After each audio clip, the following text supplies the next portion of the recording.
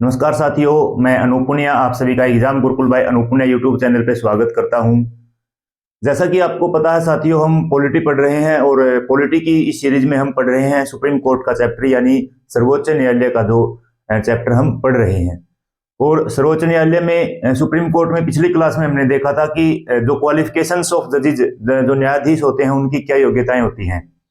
उसके बाद हमने देखा था अपॉइंटमेंट ऑफ जजेज यानी न्यायाधीशों की नियुक्तियां कैसे होती है, वो देखा प्रेसिडेंट के द्वारा, और प्रेसिडेंट कोलेजियम सिस्टम के माध्यम से न्यायाधीशों की नियुक्ति करते हैं। उसके बाद हमने देखा कंट्रोवर्सी कैसे देखा कि किस तरह से पॉलिटिकल इंटरफेरेंस की वजह से जो सीनियर जजेस थे उनको परे करके, और जो फोर्थ पोजीशन और सेकंड पोजीशन के जो जज थे, सीनियर मोस्ट जज थे, उनको क्या बना दिया, chief justice of India, Bharat के मुख्य न्यायाधीश बना दिया जाता है। और पॉलिटिकल इंटरफेरेंस है जो वो सीधा सीधा हमला बोलने लगता है भारत की जो न्यायपालिका की स्वतंत्रता है उसके ऊपर। जो भारत की न्यायपालिका स्वतंत्रता है, स्वतंत्र न्यायपालिका है, इंडिपेंडेंट जुडिशरी है, ये एक बेसिक स्ट्रक्चर है हमारे संविधान के, हमारे कॉन्स्टिट्यूशन की। तो उससे फिर क्या होता है, बड़ा विवाद होता है। और विवाद भी क्या होता है, विवाद ये होता है कि क्या अगर सुप्रीम कोर्ट के जज है जो उनकी नियुक्ति में, उनकी अपॉइंटमेंट में अगर पॉलिटिकल इंटरफेरेंस होने लगेगा तो फिर इंडिपेंडेंट ऑफ जुडिशरी कहां रहेगी, न्यायपालिका की स्वतंत्रता कहां रहेगी। तो उसको लेके अलग अलग केसेस आते हैं, 4 जजेस केसेस आते हैं, और एक नेशनल जुडिशियल अपॉइंटमेंट अथॉरिटी भी आती है, उसके बारे में भी देखते हैं। अपॉइंटमेंट कमीशन आता है, उसके बारे में देखते हैं, ठीक है। और कॉलेजियम सिस्टम को भी देखेंगे, कहां से पहली बार कॉलेजियम सिस्टम निकल के सामने आया, इन चीजों के बारे में डिस्कस करेंगे। तो आज हम पढ़ेंगे अपॉइंटमेंट ऑफ जजेस।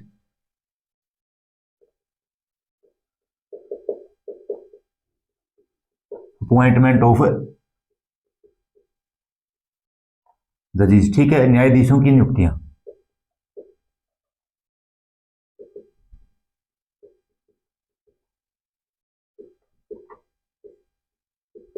और न्यायाधीशों की नियुक्तियां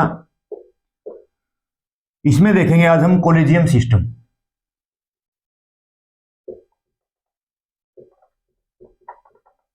ठीक है, कॉलेजियम प्रणाली, कॉलेजियम प्रणाली के बारे में देखेंगे, ठीक है। तो सबसे पहले तो हमने क्या देखा था भाई, कल देखा था जो न्यायाधीशों की नियुक्तियां किसके द्वारा, बाय प्रेसिडेंट के द्वारा। और ये किसमें था, ये था आर्टिकल 124 क्लोज 2 में था, ठीक है, आर्टिकल 124 क्लोज 2 में था। और प्रेसिडेंट भी किससे, आफ्टर कंसल्टेशन विद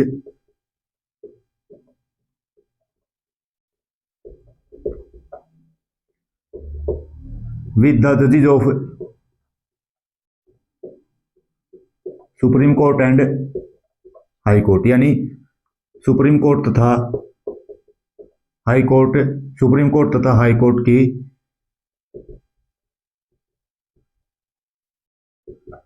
न्यायाधीशों की सलाह से, सुप्रीम कोर्ट तथा हाई कोर्ट के न्यायाधीशों की सलाह से,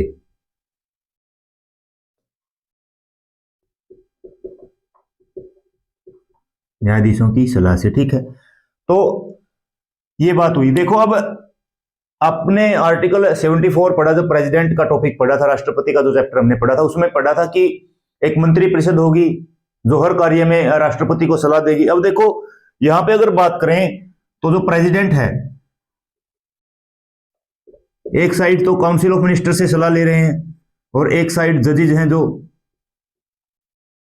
सुप्रीम कोर्ट और हाई कोर्ट के, इनसे सलाह ले रहे हैं। तो देखो अब अगर काउंसिल ऑफ मिनिस्टर सलाह देगी तो इसका मतलब क्या है, यहाँ पे पॉलिटिकल इंटरफेरेंस है। अगर जजेस सलाह देते हैं तो इसका मतलब क्या है, यहाँ पे ये ओके है सिस्टम, ये मतलब जो न्यायपालिका की स्वतंत्रता है, स्वतंत्र न्यायपालिका है, उसके ऊपर हमला नहीं। लेकिन अगर काउंसिल ऑफ मिनिस्टर सलाह देंगे और वो सलाह राष्ट्रपति के लिए बाध्यकारी है, तो इसका मतलब क्या है, पॉलिटिकल इंटरफेरेंस अपॉइंटमेंट ऑफ जजेस या न्यायपालिका के अंदर होता है, ठीक है। तो इसी बात को लेके अलग अलग केसेस होते हैं, और अलग अलग केसेस में अलग अलग डिसीजंस जो सुप्रीम कोर्ट के द्वारा दिए गए। सबसे पहला है फर्स्ट जजेज केस, ठीक है। सबसे पहला कौन सा है, फर्स्ट जजेज केस, उसके बारे में हम देखेंगे। ये देख लिया कि भाई राष्ट्रपति है एक साइड, तो काउंसिल ऑफ मिनिस्टर से सलाह लेते हैं, यानी अगर सीधा सीधा बोले तो सरकार से सलाह लेते हैं। और दूसरी साइड क्या है ये बोल दिया भाई जो जजेज है वो जो राष्ट्रपति है वो सुप्रीम कोर्ट या हाई कोर्ट के जजों से सलाह ले सकते हैं अगर वो ऐसा समझे तो, ठीक है। तो फर्स्ट है, पहला पढ़ेंगे हम फर्स्ट जजेज केस।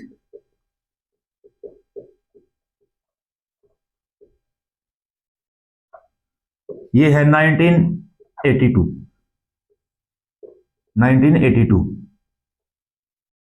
फर्स्ट जजेस केस 1982।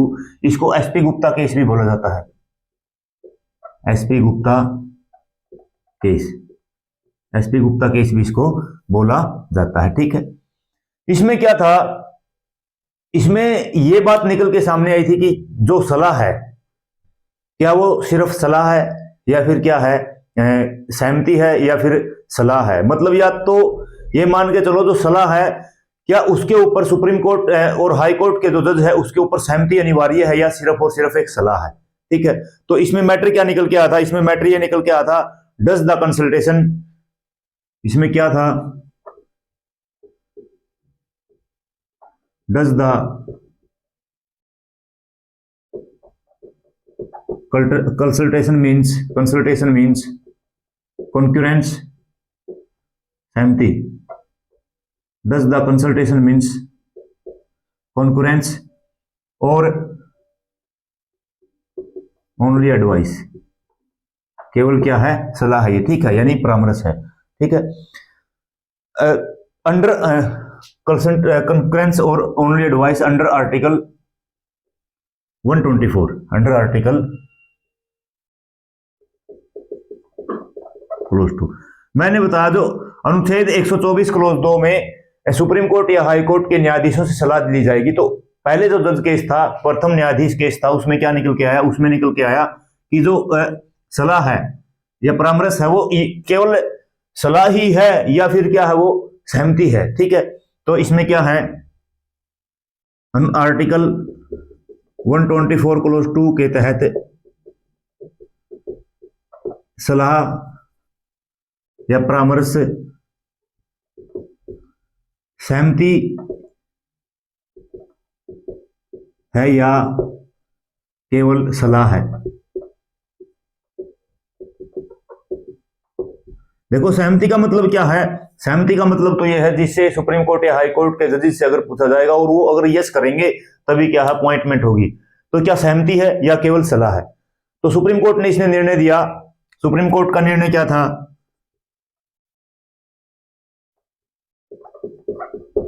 डिसीजन था इसके अंदर,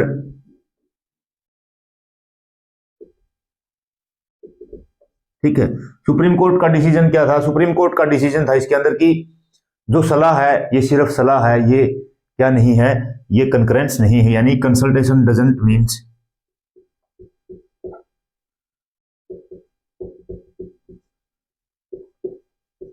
डज नॉट मीन कंकरेंस, और ठीक है, it means only exchange of views, ठीक है, यानी सलाह सहमति नहीं है, यह केवल विचारों का आदान प्रदान है, विचारों का आदान प्रदान है, आदान प्रदान है, ठीक है। यह केवल क्या है, विचारों का आदान प्रदान है। इसका मतलब क्या है, सिर्फ जो राष्ट्रपति पूछ सकते हैं वो जो विचार का आदान प्रदान होता है, यानी जो भी मामले डिस्कस होते हैं वो राष्ट्रपति के ऊपर बाध्यकारी नहीं, ऐसा बोल सकते हैं, ठीक है। तो फर्स्ट जज केस में क्या निकल के आया कि इसमें केस क्या था, केस ये था कि भाई क्या जो सहमति है, मतलब जो सलाह है सुप्रीम कोर्ट और हाई कोर्ट के न्यायाधीशों से जो सलाह ली जाती है, क्या वो सहमति जरूरी है उसमें अंदर या फिर केवल सलाह है। तो सुप्रीम कोर्ट ने डिसीजन दिया वो केवल सलाह है, विचारों का आदान प्रदान है, वो सहमति नहीं है, ठीक है। उसके बाद निकल के आता है सेकंड जजेज केस। सेकंड जजेज केस आता है 1993 में, 1993 में, और उसमें इंपॉर्टेंट डिसीजन आया। उसमें डिसीजन क्या आया, उसमें डिसीजन आया सबसे पहली बार अगर कोलेजियम सिस्टम की बात करें तो डिस्कस हुआ सेकंड जजेस केस में, कोलेजियम सिस्टम निकल के आया। तो देखते हैं सेकंड जजेस case.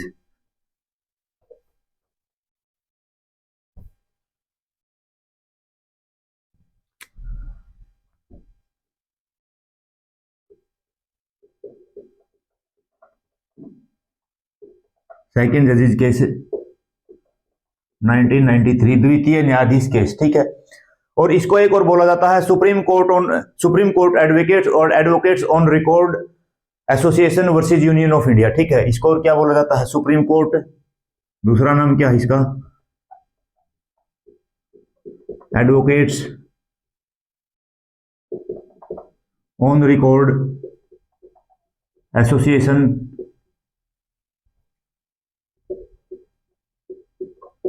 Versus union of India 1993, ठीक है। यूनियन ऑफ इंडिया बार संघ, ठीक है। इसका दूसरा नाम ये है। इसमें क्या निकल के आया था? इसमें मतलब ये जो सेकंड जजेस केस था 1993 में आया था। इसमें जो सुप्रीम कोर्ट ने, मैटर तो वही था भाई, है जो जजेस की नियुक्ति है उसमें क्या होगा, किसकी सलाह होगी, सलाह बाध्यकारी है या नहीं, इन चीजों के बारे में था। तो इसमें जो डिसीजन क्या था? इसमें डिसीजन था सुप्रीम कोर्ट का, इसमें डिसीजन ये था, पहला डिसीजन तो ये था, फर्स्ट डिसीजन क्या था? फर्स्ट डिसीजन था कि जो चीफ जस्टिस ऑफ इंडिया है appointed on the basis of seniority, on the basis of seniority, ठीक है। यानी chief justice of India Bharat के मुख्य न्यायाधीश वरिष्ठता के आधार पर नियुक्त किए जाएंगे, वरिष्ठता के आधार पर नियुक्त किए जाएंगे, नियुक्ति होगी, ठीक है। यानी चीफ जस्टिस ऑफ इंडिया कौन होंगे? तो सीनियर मोस्ट जज होंगे, वो वही क्या होंगे? वही होंगे chief justice of India. Appointment of other जजेस, अपॉइंटमेंट ऑफ अदर जजेस, अन्य जजों की नियुक्ति, अन्य न्यायाधीशों की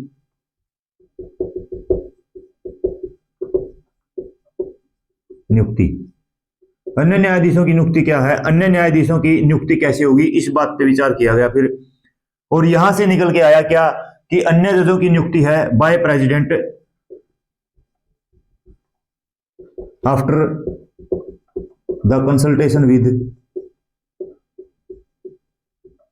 आफ्टर द कंसल्टेशन विद क्या? After the consultation with chief justice of India. Chief justice of India तो क्या सीनियोरिटी के आधार पे, और जो अन्य जज है वो किसके द्वारा? राष्ट्रपति के द्वारा, सीजेआई की सलाह पर राष्ट्रपति द्वारा, सीजेआई की सलाह पर राष्ट्रपति द्वारा, ठीक है। लेकिन यहां पे जो चीफ जस्टिस ऑफ इंडिया है, CJI rendered the consultation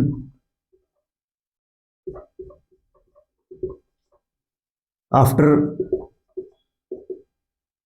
the, जो सीजीआई है renders the consultation after the discussion with, after the discussion with two senior most जज, टू सीनियर मोस्ट जजेज, ठीक है। सीजेआई दो वरिष्ठतम न्यायाधीशों से, दो वरिष्ठतम न्यायाधीशों से सलाह के बाद क्या देंगे? सलाह के बाद परामर्श राष्ट्रपति को सलाह देंगे, ठीक है। यानी राष्ट्रपति, अन्य जज हैं जो अन्य न्यायाधीश हैं, राष्ट्रपति चीफ जस्टिस ऑफ इंडिया की सलाह पर, लेकिन चीफ जस्टिस ऑफ इंडिया भी सलाह क्या देंगे? दो वरिष्ठतम न्यायाधीशों की सलाह से। यानी क्या है, कुल मिलाकर यहाँ पे तीन जो जज हैं उनकी सलाह होगी, किसके? राष्ट्रपति को देनी होगी, ठीक है। तो यहां से क्या निकल के आया? यहां से देखो निकल के आया, एक तो चीफ जस्टिस ऑफ इंडिया हो गए प्लस टू सीनियर मोस्ट जज, ठीक है। ये तीन सदस्य हो गए, दो तो वरिष्ठतम जो न्यायाधीश है, एक चीफ जस्टिस ऑफ इंडिया, इसी को फिर क्या बोला गया, कोलेजियम सिस्टम या कोलेजियम प्रणाली बोला गया, कोलेजियम प्रणाली इसको बोला गया। ठीक है, अब ये जो सेकंड जजेस केस है, इसमें ये फैसला सुना दिया गया कि भाई हाँ कोलेजियम सिस्टम होगा और ऐसे ऐसे होगा कि जो सीनियरिटी के आधार पे तो चीफ जस्टिस ऑफ इंडिया को अपॉइंट कर लिया जाएगा, और जब अदर जजेस है यानी अन्य न्यायाधीश हैं, उनकी नियुक्ति के लिए राष्ट्रपति चीफ जस्टिस ऑफ इंडिया से सलाह लेंगे, और चीफ जस्टिस ऑफ इंडिया दो सीनियर मोस्ट जजेस से, वरिष्ठतम जो न्यायाधीश हैं उनसे सलाह लेंगे, और जो एक chief justice of India plus two senior most जजेस है, इसी को क्या बोला, इसी को बोला कोलेजियम सिस्टम। ये आप याद रखना। तो सेकंड जजेस केस में कोलेजियम सिस्टम का जो कंसेप्ट था वो निकल के आया। कोलेजियम सिस्टम ना हमारे संविधान में कहीं, कोलेजियम सिस्टम ना सुप्रीम कोर्ट का जो चैप्टर है उसमें कोई प्रोविजन, ना किसी आर्टिकल में जो कोलेजियम सिस्टम निकल के आता है वो सुप्रीम कोर्ट के एक डिसीजन से, सुप्रीम कोर्ट के एक निर्णय से निकल के आता है। और ये मैंने पहले भी बताया था कि collegium system is nowhere mention in our constitution, हमारे संविधान में कोलेजियम प्रणाली का वर्णन कहीं भी नहीं किया हुआ है, ये सिर्फ और सिर्फ सुप्रीम कोर्ट का फैसला है। ठीक है, तो इतनी बातें आपको समझ में आई होगी। अब देखो उसके बाद जो थर्ड केस है, थर्ड केस को बोलते हैं रेफरेंस अपॉइंटमेंट ऑफ जजेस केस 1998। 1998 में जो एक रेफरेंस केस हुआ, रेफरेंस केस किस मामले में हुआ, इस चीज के बारे में भी डिस्कस करते हैं। तो यहाँ पे आपको पता लग गया कि राष्ट्रपति को इनडायरेक्ट रूप से तीन जजेस से क्या है जो डिस्कस करना है या उनकी सलाह लेनी है, चीफ जस्टिस ऑफ इंडिया से और chief justice of India to senior most जजेस से सलाह करके किसी भी नाम को अपॉइंट रिकमेंड करेंगे। ठीक है, ये बात हुई। अब जो थर्ड जजेस केस आता है, थर्ड जजेस केस में क्या होगा, थर्ड जजेस केस में होगा जो राष्ट्रपति को जो जजेस से सलाह लेनी है, देखो चीफ जस्टिस ऑफ इंडिया से सलाह लेनी है और चीफ जस्टिस ऑफ इंडिया किससे, दो सीनियर मोस्ट जजेस से सलाह लेंगे।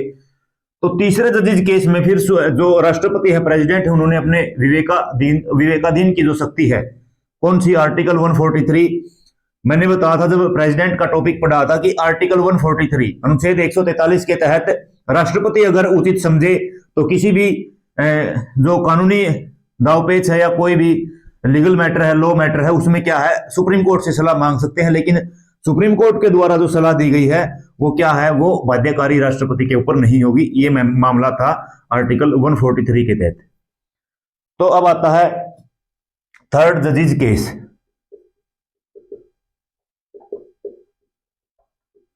थर्ड जजेस केस 1998, और इसको बोला जाता है reference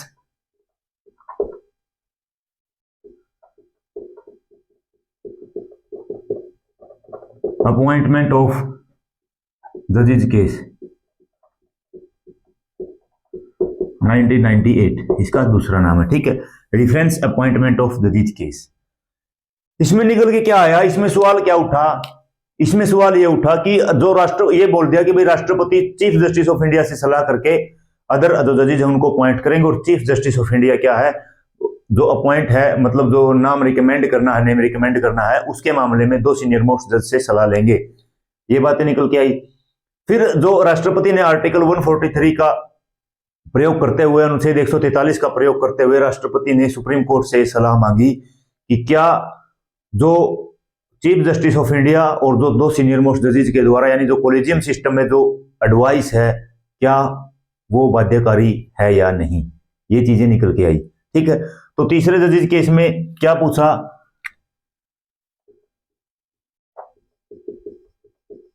president seek the advice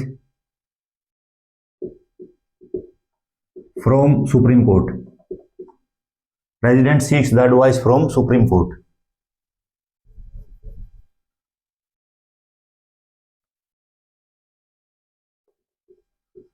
seeks the advice from supreme court under article 143, 143 का प्रयोग करते हुए, that the consultation is binding और नोट। ठीक है, यानी जो सलाह चीफ जस्टिस ऑफ इंडिया से लेनी है और जो अन्य जजेस से सलाह डिस्कस करके chief justice of India name recommend करेंगे, क्या वो बाध्यकारी है। यानी अनुच्छेद 143 का प्रयोग करके, अनुच्छेद 143 का प्रयोग करके राष्ट्रपति ने सुप्रीम कोर्ट से सलाह मांगी कि क्या जो सलाह है वो बाध्यकारी है। सलाह कौन सी, जो चीफ जस्टिस ऑफ इंडिया से लेनी है सलाह, क्या सलाह बाध्यकारी है। ठीक है, ये सलाह मांगी थी, क्या सलाह क्या है, बाध्यकारी है, ये सलाह मांगी। अब सुप्रीम कोर्ट ने क्या कहा, फिर सुप्रीम कोर्ट का डिसीजन क्या आया।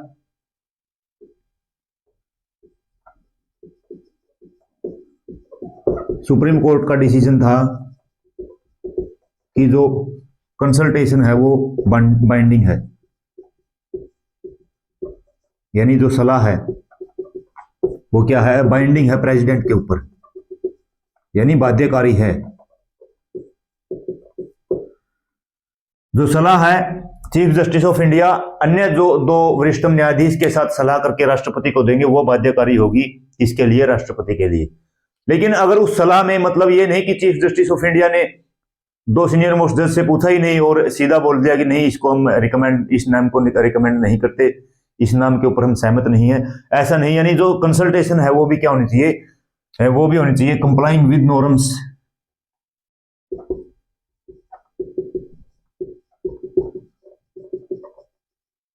यानी सम्यक या उचित प्रक्रिया से।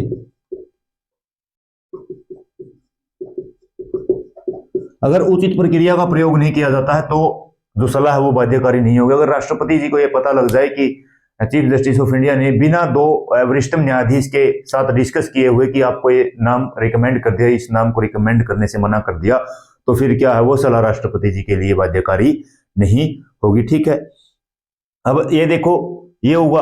अब उसके बाद फिर यहां से कोलेजियम सिस्टम का थोड़ा सा और विस्तार किया गया। तो जो थर्ड जजेस केस था उसमें तो राष्ट्रपति ने मतलब अपनी विवेकाधीन शक्ति से, अपनी डिस्क्रेशनरी पावर से प्रयोग करते हुए आर्टिकल 143 के तहत सुप्रीम कोर्ट से पूछ लिया कि क्या चीफ जस्टिस ऑफ इंडिया से जो सलाह ली जाती है वो मेरे लिए बाध्यकारी है या नहीं। तो सुप्रीम कोर्ट ने कहा अगर वो सलाह है वो अगर उचित तरीके से हुई है, उचित प्रक्रिया से, सम्यक प्रक्रिया से हुई है, यानी कंप्लाइंग विद नॉर्म्स, जो जितने भी नॉर्म्स हैं उनका प्रयोग किया गया है, अगर उचित तरीके से जो सलाह है अगर वो आपको दी जाती है तो आपके लिए बाध्यकारी होगी। अगर उचित तरीके से नहीं दी जाती, उचित प्रक्रिया से नहीं दी जाती, तो वो आपके लिए बाध्यकारी नहीं होगी। ये बातें कही किसमें, थर्ड जजेस केस में सुप्रीम कोर्ट ने। ठीक है, अब देखो टकराव होता रहा, टकराव हमेशा होते रहते हैं सुप्रीम कोर्ट में, सरकार में। आज भी आप देखते हो केस है जो संसद में विधि बनती है, लॉ बनता है, एक्ट बनता है, और वो फिर कहां चली जाती है, वो सुप्रीम कोर्ट में चली जाती है। ठीक है, तो सुप्रीम कोर्ट के पास भी एक जुडिशियल रिव्यू की जो पावर है, बेसिक स्ट्रक्चर का प्रयोग करके वो हर मामले में क्या करते हैं, दखल अंदाजी कर सकते हैं। ठीक है, तो थर्ड जजेस केस ये था। अब देखते हैं कोलेजियम। यहां से थोड़ा सा और कोलेजियम सिस्टम का विस्तार हुआ और कोलेजियम सिस्टम के बारे में हम देखते हैं। कोलेजियम सिस्टम,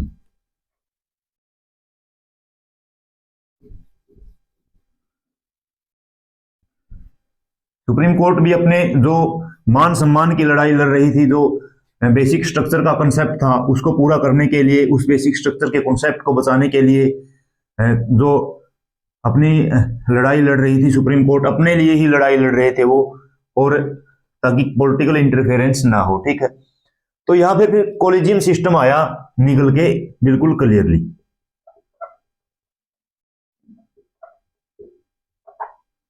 ठीक है, कोलेजियम प्रणाली निकल के यहां पे आया क्लियरली। और कोलेजियम प्रणाली में बताया गया 5 सदस्य होंगे। कितने? 5 सदस्य होंगे, 5 मेंबर्स होंगे इसमें। ठीक है, 5 मेंबर्स में से तो एक तो चेयरमैन होंगे, और वो कौन होंगे? वो होंगे चीफ जस्टिस ऑफ इंडिया। और जो 4 होंगे, 4 मेंबर्स होंगे, वो सीनियर मोस्ट जजेस होंगे। 4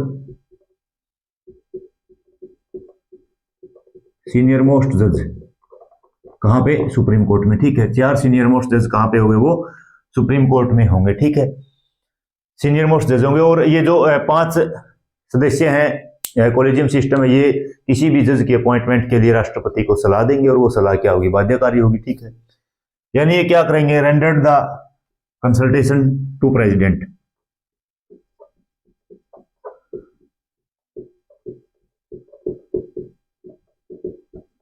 कंसल्टेशन टू प्रेसिडेंट, ठीक है, यानी राष्ट्रपति को सलाह देंगे इन अपॉइंटिंग द जज।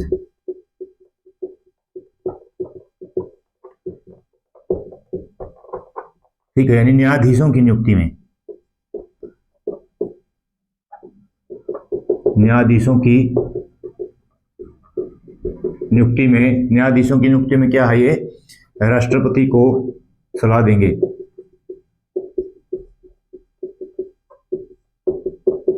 राष्ट्रपति को क्या देंगे, ये सलाह देंगे। और वही है, अगर सलाह क्या है, सलाह अगर उचित प्रक्रिया से हुई है तो क्या होगी, राष्ट्रपति के ऊपर बाउंडिंग होगी। ठीक है, और क्या होगी, जो कंसल्टेशन है वो बाउंडिंग होगी,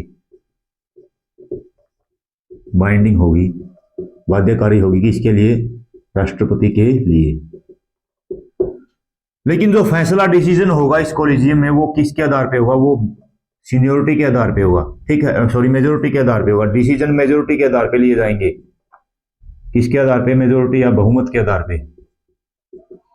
अगर जो 2 जज हैं, क्या है, 2 जज है, वो क्या कर दे, वो जो मतलब किसी भी नाम को ये कर दे, किसी भी नाम को अप्रूव ना करे। ठीक है, किसी भी नाम को अप्रूव ना करे या किसी भी नाम को से वो राजी ना हो, सहमत ना हो, यानी क्या कर, 2 जजेस का एडवर्स ओपिनियन हो।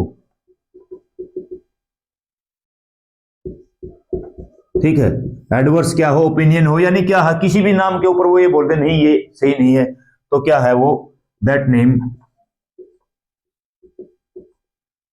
Can not be recommended to government, can not be recommended, उस नाम का सुझाव नहीं दिया जाएगा, उस नाम का सुझाव नहीं दिया जाएगा। कहने का मतलब क्या है, अगर 2 जजी भी क्या है, किसी नाम के ऊपर राजी नहीं है, सहमत नहीं है, तो फिर क्या है, फिर जो वो नाम है वो सरकार के पास नहीं भेजा जाएगा। किसके लिए, मतलब जजेस के, न्यायाधीश के अपॉइंटमेंट के लिए। ठीक है, तो ये था, ये क्या था, कॉलेजियम सिस्टम, कॉलेजियम प्रणाली यहां से निकल के आया। ठीक है, उसके बाद फिर सुप्रीम कोर्ट ने तो अपना बिल्कुल फैसला क्लियर कर दिया और फैसले में क्या बता दिया भाई, कॉलेजियम सिस्टम के माध्यम से जजेस की अपॉइंटमेंट होगी। ठीक है, फिर सरकार ने अपनी जो आजमाइश की और सरकार फिर 99वां संविधान संशोधन हुआ 2014 में। 99वां संविधान संशोधन हुआ कहां, 2014 में। और उसमें फिर पूर्ण रूप से जो सरकार थी वो न्यायपालिका में इंटरफेयर करने लग गई, जो वहां से मतलब एक नेशनल जुडिशियली अपॉइंटमेंट कमीशन बनाया गया। ठीक है, तो क्या बनाया गया, national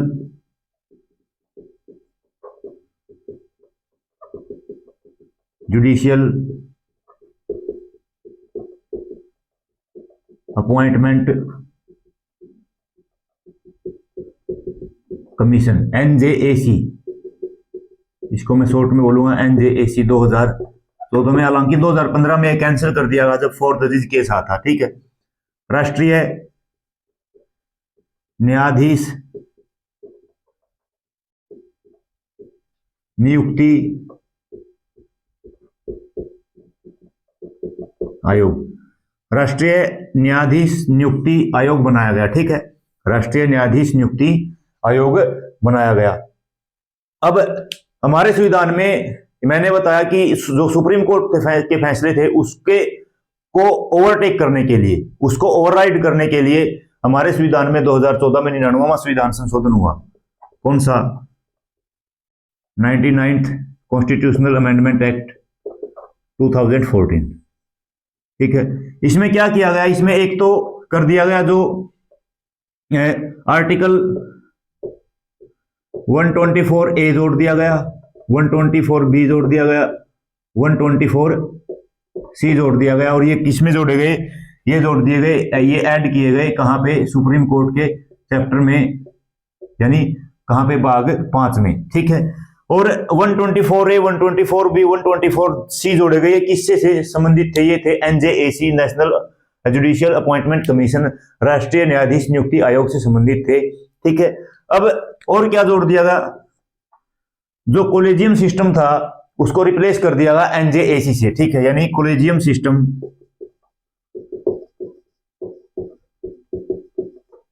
was replaced by NJAC, national judicial appointment authority से क्या कर दिया? ये जो रिप्लेस कर दिया, यानी कोलेजियम प्रणाली, कोलेजियम प्रणाली को NJAC, कोलेजियम प्रणाली के स्थान पर NJAC लाया गया। और ये बोल दिया गया अब जो ये कमीशन है ये जजेस की नियुक्ति करेगा। और क्या बोला गया?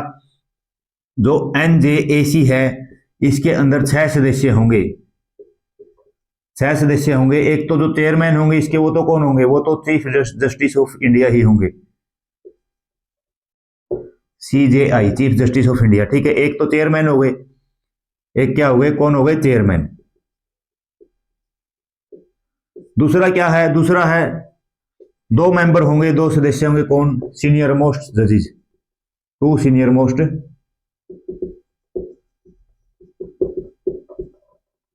जजेस, ठीक है। जो सुप्रीम कोर्ट के 2 वरिष्ठतम न्यायाधीश होंगे, एक मेंबर कौन होगा? एक मेंबर होंगे लॉ मिनिस्टर, यानी विधि मंत्री, ये एक मेंबर ये होंगे। और 2 मेंबर कौन होंगे? 2 मेंबर होंगे एमिनेंट पर्सन, यानी ख्याति लब्ध व्यक्ति, ख्याति लब्ध व्यक्ति, ठीक है। अब ये किसके द्वारा अपॉइंट किए जाएंगे? ये सिलेक्ट किए जाएंगे बाय ए कमेटी, समिति द्वारा। किसके द्वारा अपॉइंट सिलेक्ट किए जाएंगे? एक समिति के द्वारा। और उस समिति में कौन कौन होंगे? एक तो PM होंगे, एक चीफ जस्टिस ऑफ इंडिया होंगे, और एक लोकसभा में अपोजिशन लीडर होंगे, अपोजिशन लीडर होंगे, ठीक है, जो विपक्ष के नेता होंगे, ठीक है। तो देखो अब ये जो national judicial appointment authority NJAC था उसका विस्तार बताया गया, ऐसे ऐसे विस्तार होगा।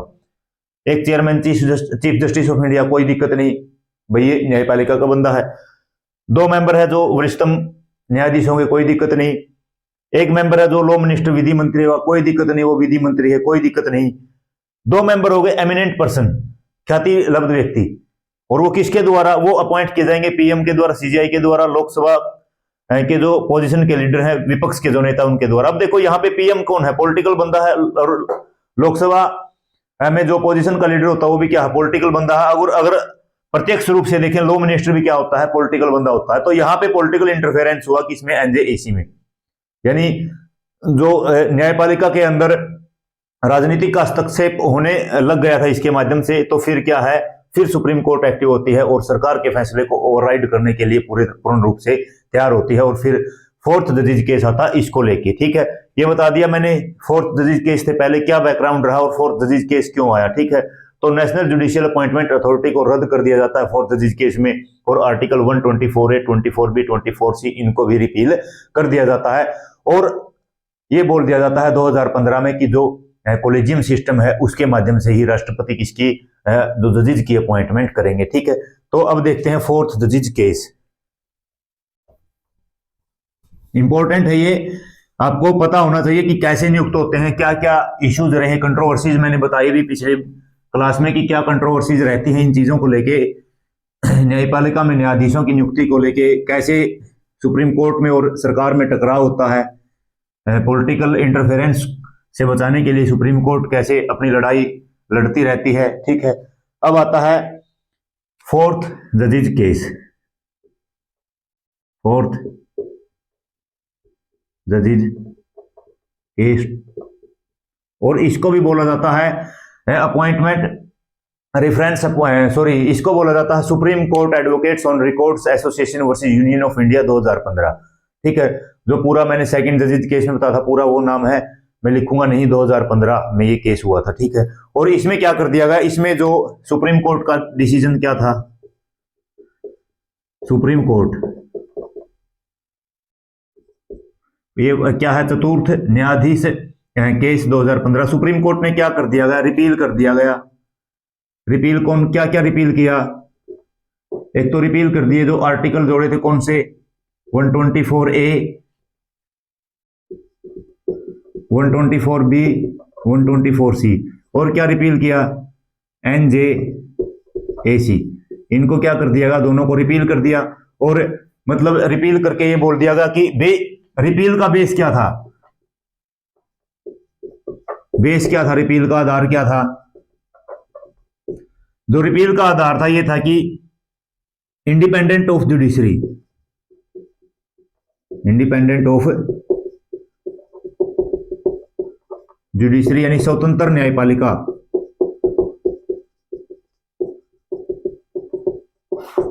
क्या हुआ यहां पे, वोलेशन हुआ है,